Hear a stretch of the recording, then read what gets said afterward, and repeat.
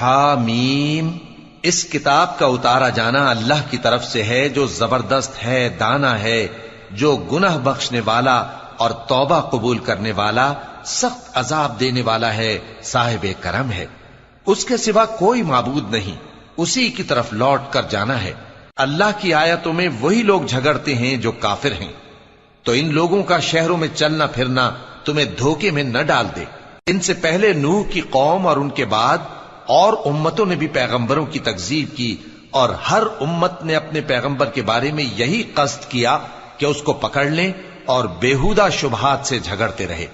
کہ اس سے حق کو زائل کر دیں، تو میں نے ان کو پکڑ لیا، سو دیکھ لو میرا عذاب کیسا ہوا۔ اور اسی طرح کافروں کے بارے میں بھی تمہارے پروردگار کی بات پوری ہو چکی ہے کہ وہ اہل دوزخ ہیں۔ جو لوگ عرش کو اٹھائے ہوئے اور جو اس کے گردا گرد حلقہ باندھے ہوئے ہیں یعنی فرشتے، وہ اپنے پروردگار کی تعریف کے ساتھ تسبیح کرتے رہتے ہیں اور اس پر ایمان رکھتے ہیں، اور مومنوں کے لیے بخشش مانگتے رہتے ہیں کہ اے ہمارے پروردگار، تیری رحمت اور تیرا علم ہر چیز کو سموئے ہوئے ہے،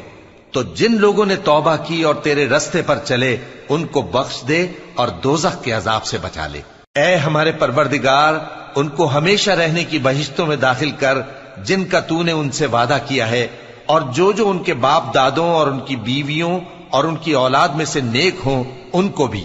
بے شک تو غالب ہے، حکمت والا ہے۔ اور ان کو بری حالتوں سے بچائے رکھیو، اور جس کو تو اس روز بری حالتوں سے بچا لے گا تو تو نے بے شک اس پر مہربانی فرمائی، اور یہی بڑی کامیابی ہے۔